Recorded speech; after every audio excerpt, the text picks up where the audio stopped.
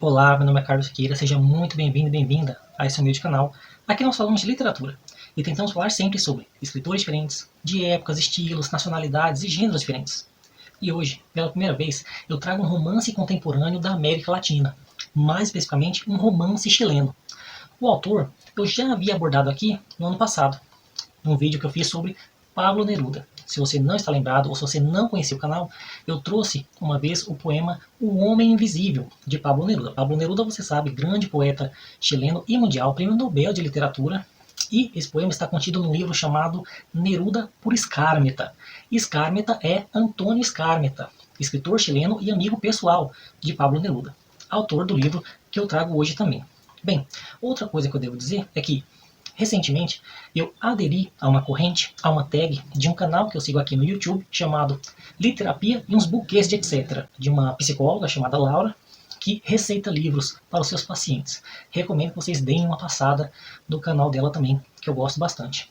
E ela lançou, no começo do outono, na estação do ano, outono, uma tag para que nós lêssemos 3 livros que abarcassem 3 temas que estivessem ligados ao outono, que são em primeiro lugar, uma biografia, porque o biografado, a pessoa, é um fruto da humanidade. Em segundo lugar, um livro que tivesse relação com o tema propriamente dito das árvores, dos frutos. E, em terceiro lugar, um livro que falasse sobre uma revolução. A revolução, então, se referindo a uma grande mudança que é a estação do ano. Se você está lembrado, se você acompanha o canal, ou se você não está lembrado, mesmo que você acompanhe o canal, ou se você não acompanha o canal, saiba que quando eu fui abordar o livro que versa sobre os frutos, as árvores, as folhas, eu falei sobre De Repente, nas Profundezas do Bosque, de Amos Oz, grande escritor israelense, um dos maiores escritores da atualidade. Morreu recentemente. Quando eu fui abordar a biografia, eu peguei um livro de memórias, de reflexões, de aforismos, de Ledo Ivo, grande poeta brasileiro do século passado, também morreu há poucos anos. E o nome do livro é Confissões de um Poeta. E agora, para falar sobre um livro que fala sobre grandes mudanças, sobre uma revolução, eu escolhi Antônio Skármeta, com o seu livro O Dia em que a Poesia Derrotou um Ditador.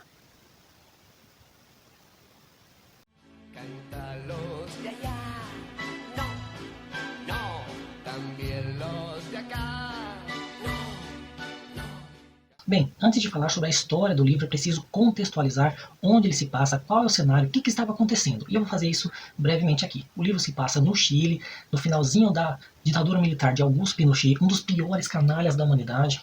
Um regime que matou, torturou, perseguiu várias pessoas, civis, artistas, por mais de 15 anos.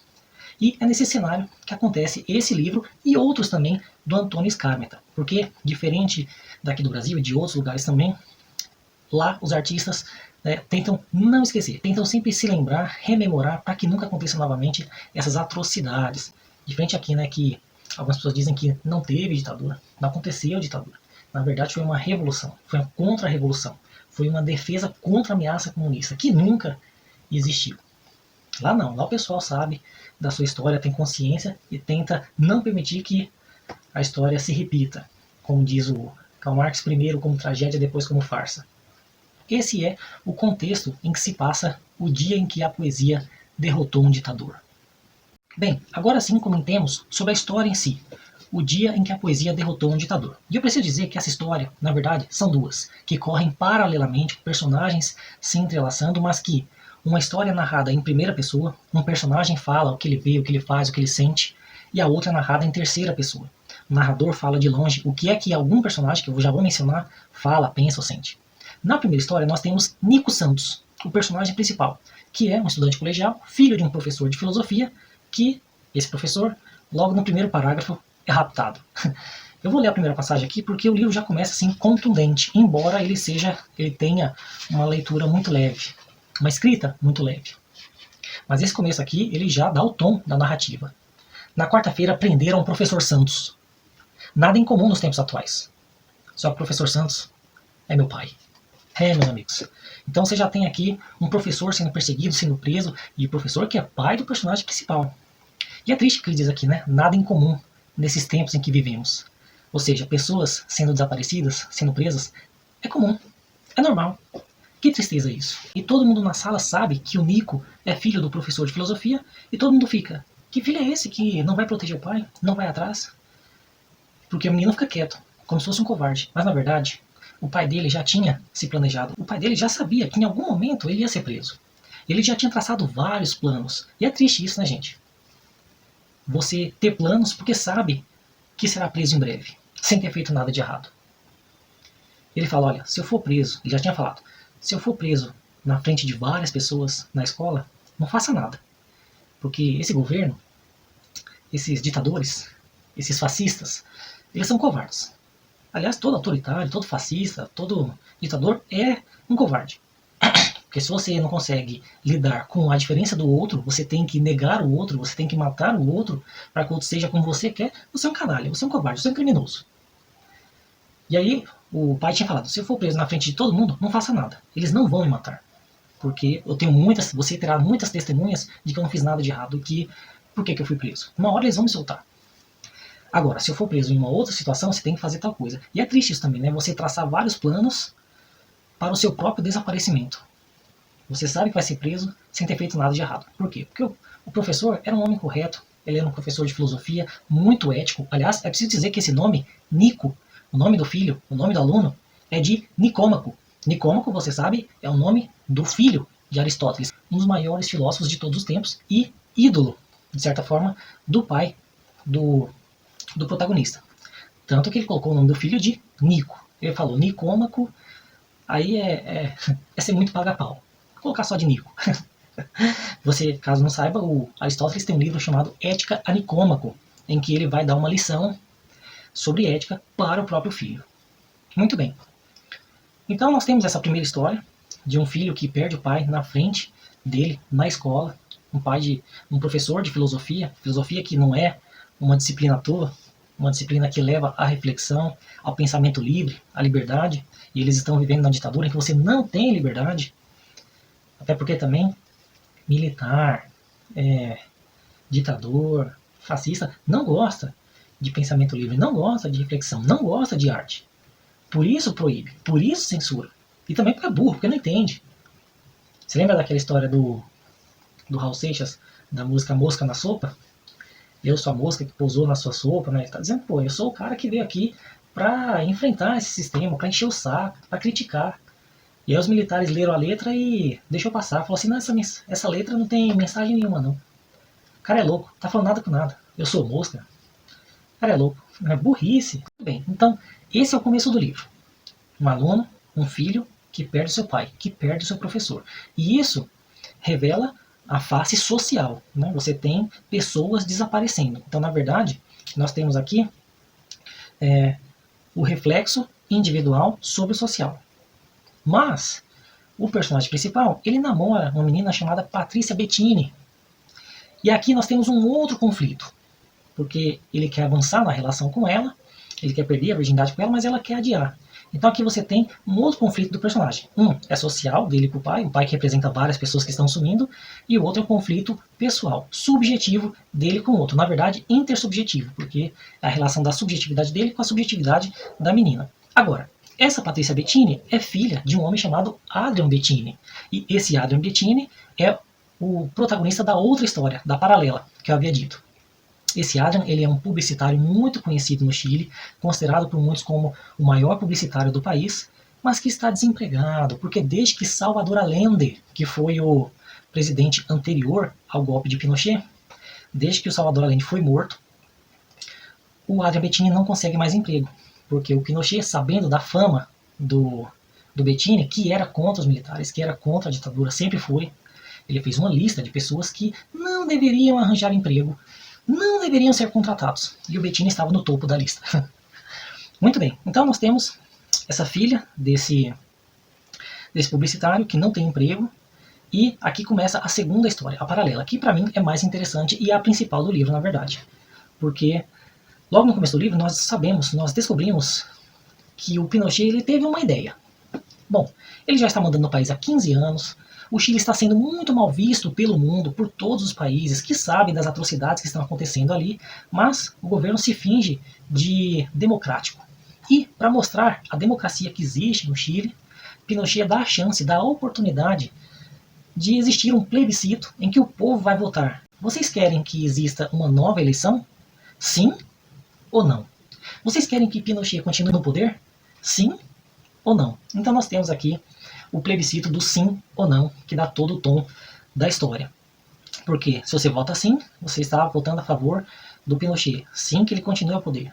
Sim que a ditadura continue mascarada de democracia. Ou se você vota a favor do não. Você quer que exista uma nova eleição, você não quer o Pinochet, você quer uma nova eleição. E aqui começa a segunda história.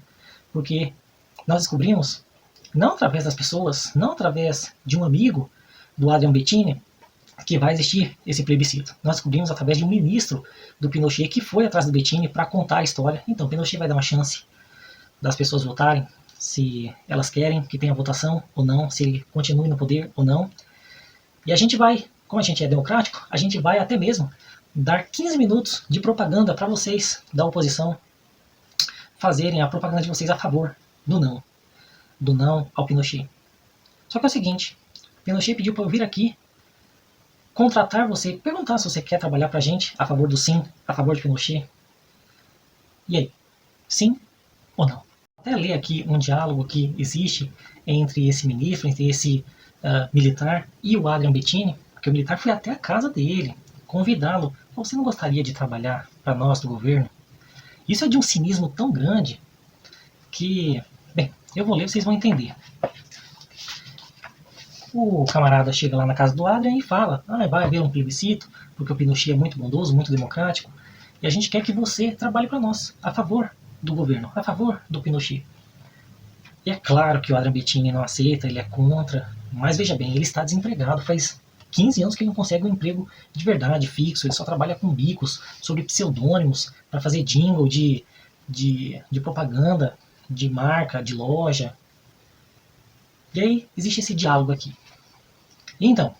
Pergunta o militar. Minha resposta é não. Olha que os honorários são altíssimos. Por pura curiosidade, de quanto são? O senhor estabelece. Não temos limites. E aí ele pensa, na verdade, é a melhor oferta que recebi na vida. Sinto uma raiva terrível em recusá-la, sobretudo porque continuo desempregado. E aí veja vocês. O Bettini estava numa lista de pessoas que não deveriam arranjar emprego. Uma lista feita pelo próprio governo. E aí o soldado responde. Uma estrela como você e ainda desempregado. Gente, isso é de um cinismo muito grande. As agências de publicidade têm uma lista negra de profissionais emitida pelo seu ministério, em que recomenda que não me deem trabalho. Meu Deus! E de que o senhor vive? Minha mulher trabalha e eu consigo arranjar alguns pesos, compondo jingles sob pseudônimo. E aí eles ficam um tempo, quietos. E aí, Bettini, o que você me diz? Pergunta o ministro. Pensei muito. Obrigado, ministro, mas não. É por razões morais? Por razões morais, senhor. Ora, mas seu comportamento não tem nada de moral.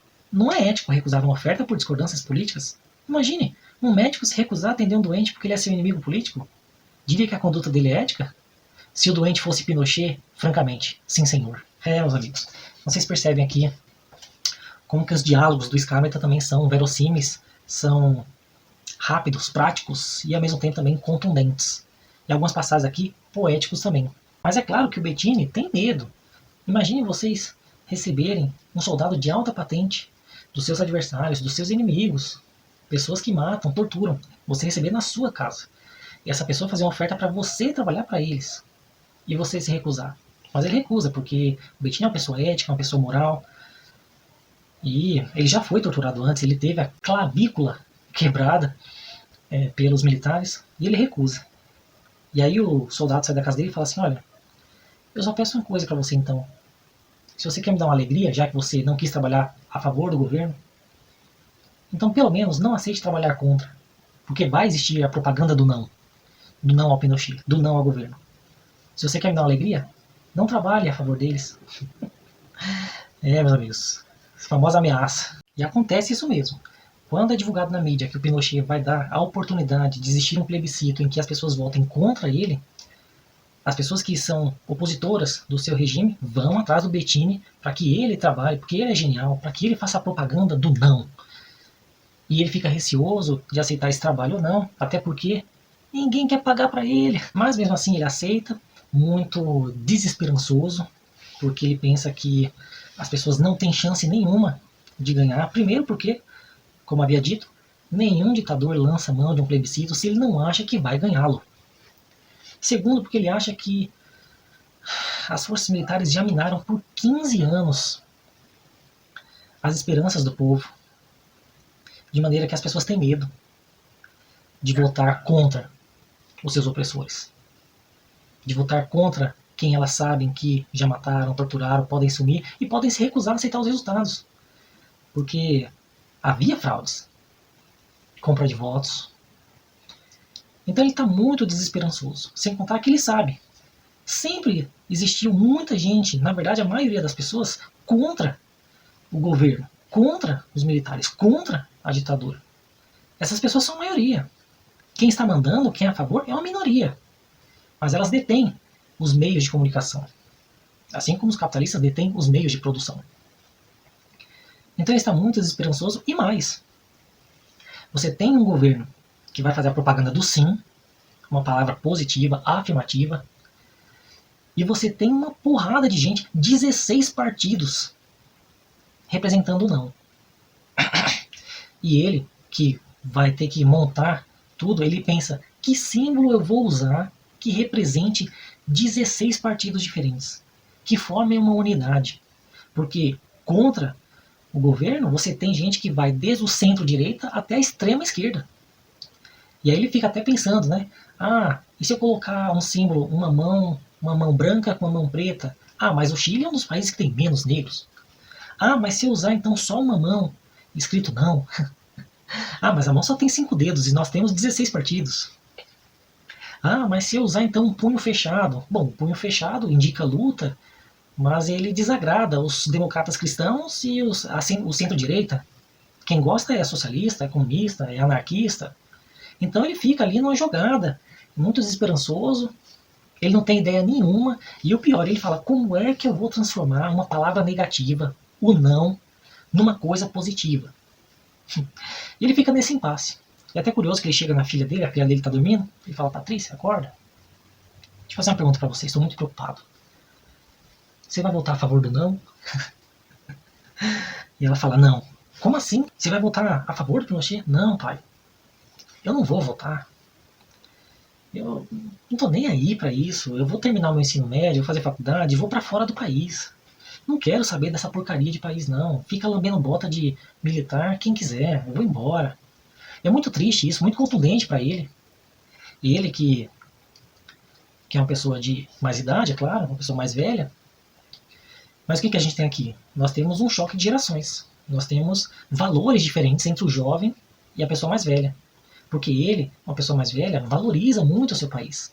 A ideia de pertencimento. Enquanto a menina, ela quer dar o fora, ela não está nem aí. Ela está mais preocupada com o individual do que com o coletivo. Então, nós temos aqui um choque de gerações e seus valores. E é muito triste isso, né? Você ter uma geração nova que vira as costas para o seu lugar. Isso me faz lembrar um outro livro do Walter Ugumãe, que é um grande escritor português contemporâneo. Ele tem um livro chamado A Máquina de Fazer Espanhóis. Qual que é a metáfora? Qual que é a ideia? O que é essa máquina de fazer espanhóis? No livro, a ideia é Portugal. Você tendo um país que não valoriza os seus civis, os seus cidadãos, o seu povo, esse país, na verdade, faz com que as pessoas virem as costas para ele mesmo. Abandonem, vão para os outros países mais próximos, no caso de Portugal, a Espanha. Mas a gente pode pensar aqui no Brasil também. O Brasil é uma máquina de fazer, não espanhóis, fazer europeus, fazer norte-americanos, estadunidenses. Bom, de vez em quando a gente escuta algumas pessoas falarem, né? Será que o Brasil não seria melhor se nós tivéssemos sido dominados, se nós não tivéssemos sido colonizados pelos espanhóis, pelos ingleses, pelos americanos, pelos franceses? Isso é um pensamento ridículo. Um pensamento justamente de uma pessoa dominada, de uma pessoa colonizada. Ai, é porque quem manda em mim é Portugal. Não seria melhor se quem mandasse em mim fosse um inglês? Pelo amor de Deus. Tem autonomia. Quantos anos de independência e ainda tem esse pensamento dependente? Então o Bettini ele fica assim numa situação complicada. Ele precisa criar um slogan, precisa criar uma propaganda de 15 minutos que unifique, que una todas as pessoas que estão contra aquele governo. E ele não tem ideia nenhuma. Então ele começa a aceitar algumas sugestões de amigos, de pessoas, e começam a aparecer umas pessoas muito estranhas na casa dele. E é preciso dizer que o livro é muito engraçado também, tá? Ele não é, apenas trágico, ele não é apenas triste, depressivo, não, não. Aliás, o Skármeta, ele é conhecido pelo seu bom humor. Ele é muito bem-humorado, ele faz piadinhas, ele tem um tom muito leve, a escrita dele é leve, é fácil, não tem palavras difíceis, é muito tranquilo. E aí tem uns momentos muito cômicos. Por exemplo, ele começa a aceitar sugestões de pessoas e começa a aparecer umas pessoas malucas na casa dele. Aparece um camarada chamado Florcita Motuda. Que nome é esse? E ele fala assim, olha, eu tenho uma ideia, eu peguei aqui a música do Strauss e coloquei uma letra, e assim, você tem que ouvir. E aí ele começa a mostrar a valsinha que ele cria. E assim, é só ele dizendo não, não. Na verdade, no ritmo, né, do Strauss. Não, não, não, não, não, não, não, não, não. E aí o Bettini fica vendo aquilo. Eu não tô acreditando, cara. O que as pessoas do Chile se tornaram? E é até engraçado, eu vou ler o trecho aqui, porque é muito engraçado. Deixa eu achar aqui. E aí, vou ler o trecho aqui. Depois que ele apresenta toda a valsa dele do não, ele fala, e aí, o que achou da valsa do não? Genial, senhor Alarcon. Genial.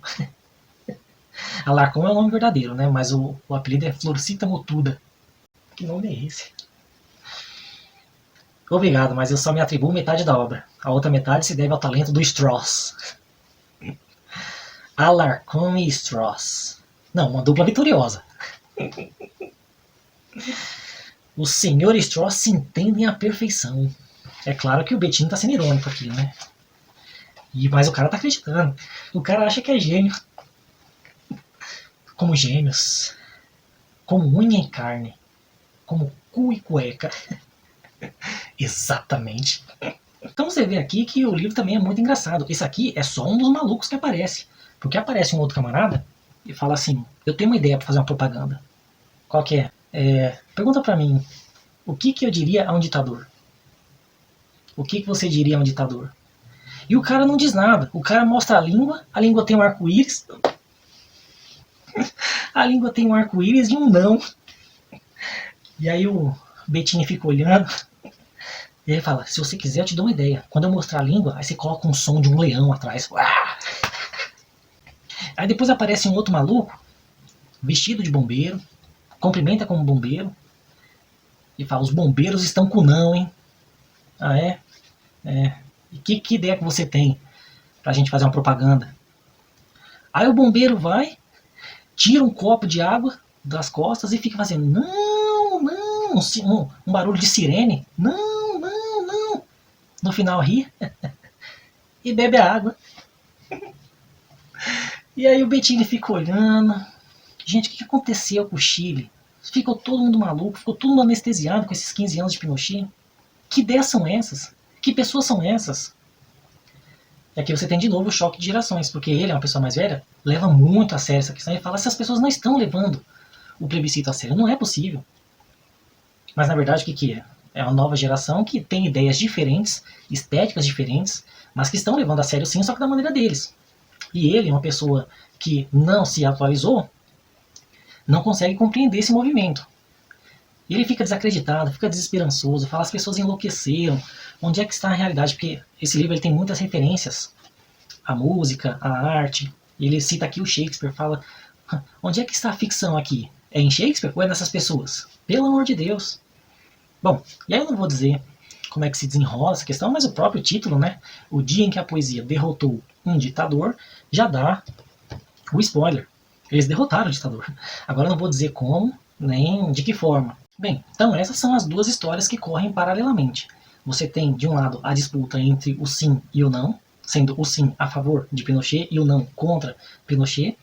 Isso acontecendo de um lado da história, com Adrian Bettini, com a filha Patrícia Bettini, e do outro você tem o Nico Santos, que continua indo para a escola. É muito triste isso, né? Porque o pai some e ele continua indo para a escola, como se nada tivesse acontecido. E troca de professor e outro professor desaparece, porque os professores são perseguidos, né? Quem divulga o conhecimento, quem critica, quem busca, quem faz as pessoas irem atrás da liberdade, são perseguidas, infelizmente, nesses regimes tão comuns na nossa América Latina.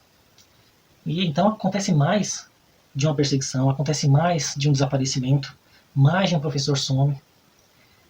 Então nós temos esse outro lado da história. E nós também temos os conflitos do personagem principal, que é o Nico Santos, e a namoradinha dele, e outras pessoas que ele vai conhecendo também. Então nós temos esses outros conflitos mais, como vou dizer, da população mais jovem, que está mais preocupada com o eu, enquanto a do pessoal mais velho está mais preocupado com o coletivo. Então nós temos duas histórias paralelas, que se entrelaçam, muito bem entrelaçadas, uma história muito curta, muito breve, a leitura é muito fácil, o Skármeta ele escreve de maneira muito leve, muito otimista até. É uma marca da literatura dele ser otimista e também ter um bom humor. É preciso dizer também que ele tem um traço na literatura dele que eu pessoalmente não gosto, que ele tem algumas cenas assim desnecessariamente eróticas. E que todos não, né? Que eu não li todos os livros dele, mas que grande parte dos livros dele tem. Eu já li esse, o Jim, que é a poesia do ilustrador. Eu já li O Carteiro e o Poeta. Também tem cenas desnecessariamente eróticas. Eu já li um outro também, mas é infanto-juvenil. Esse não tem. Chamado A Redação. Um livro muito bom, bem pequenininho. Li na biblioteca de uma escola que eu trabalhava. E assim, a leitura é sempre muito leve. Recomendo muito. Bem, sobre a edição do livro, eu preciso dizer que esse livro ele faz parte daquele clube de assinaturas chamado TAG. TAG Livros, capa dura. Isso aqui é da editora Record, gente, coisa linda. Veja. Ele eu comprei usado, obviamente, que eu não assino nada. Ele vem dentro de uma caixinha, uma jacket, um box. E o prefácio ele vem separadamente. Muitas coisas, muitas informações. Prefácio e pós-fácio. Ele vem dentro da caixinha, junto. E na verdade o livro ainda veio com um pôster que está ali, não sei se dá para ver. Vou mostrar. Opa, esse é do Rainbow. As páginas vibrantes da América Latina. E ainda veio também,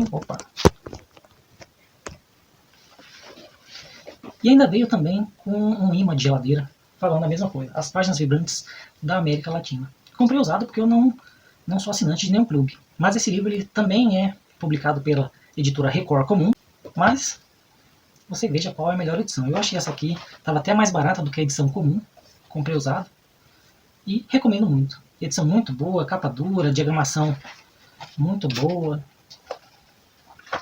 Gostei bastante. Essa foi a indicação de hoje. Um livro que consegue ser, ao mesmo tempo, crítico, cômico, bem-humorado, pungente, reflexivo. Uma qualidade que o Antônio Skármeta sempre alcança em seus livros. Um livro que, de certa maneira, é muito necessário para os dias de hoje que estamos vivendo. É preciso lembrar que, naquela época, no Chile de Pinochet, na década de 70 até metade dos anos 80, houve um grupo de pessoas ali, naquele governo, de jovens liberais, na verdade neoliberais, que adotaram a cartilha dos Estados Unidos e impuseram ali naquele país a semente do neoliberalismo, plantaram a semente, que na verdade é semente de pobreza, semente de desigualdade social e que o povo chileno está colhendo os frutos até hoje. E que essa semente foi trazida aqui para o Brasil, porque naquele meio, naquelas pessoas, naquele grupo, estava um jovem, o jovem Paulo Guedes, que hoje em dia é ministro do nosso, infelizmente, atual presidente, espero que por pouco tempo, Bolsonaro. E que, desde antes mesmo dele, ainda na época do Temer, a semente do neoliberalismo começou a crescer cada vez mais rápido, sugando tudo que é nosso, tudo que é brasileiro, tudo que é nacional, sendo vendido, sendo exportado, sendo expatriado, sendo terceirizado, sendo privatizado. Bom, porque esse governo não tem nada de patriota, na verdade, né? Assim como o Pinochet também não tinha. Porque se você vende tudo que é seu, você não é patriota. Tô lembrando agora daquelas pessoas que vestem a camisa da CBF, verde e amarelo. Bom, primeiro, uma instituição que é corrupta, a CBF. Segundo, a seleção brasileira, que é composta de jogadores que nem no Brasil jogam. Jogam fora. Que compram e vendem e lucram em dólar, não em real. Então, na verdade, você não tem nada de patriota nisso, né? São os patriotas do Paraguai.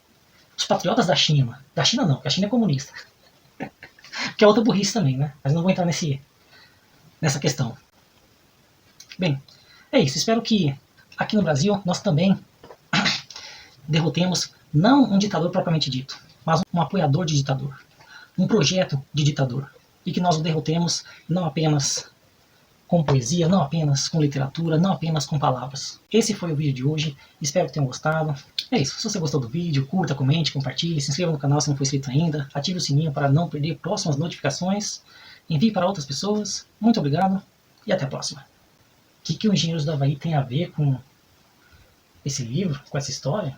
Bom, eles têm uma música chamada Toda Forma de Poder, em que é dito Fidel e Pinochet, Fidel Castro, e Pinochet, Augusto Pinochet, que está aqui presente nessa história, tiram sarro de você, que não faz nada. E eu começo a achar normal que algum boçal atire bombas na embaixada. Porque assim, né, começa aos poucos, depois a violência vai aumentando e a gente vai normalizando. Como começa aqui no livro, né? Professor sumir é coisa normal, coisa comum. É assim que começa, meus amigos. Tome cuidado, não. Não, você sabe que eu trabalhava na escola? Aí eu entrei na biblioteca e já vi de longe Antônio Skármeta, A Redação, um livro infanto-juvenil. E aí eu li rapidinho, tem 30 páginas só. E eu fiz todo mundo na escola ler, todo mundo os professores. Cheguei lá na diretora da escola. Você já viu esse livro lá na biblioteca? Não, não conheço não. Então, leve e leia. Depois fui perguntar se ela leu mesmo. Peguei, levei pra coordenadora. Não, mas você já viu esse livro aqui do Antônio Skármeta? Não. Então, leia, só tem 30 páginas. Levei para todos os professores, a escola inteira leu esse livro.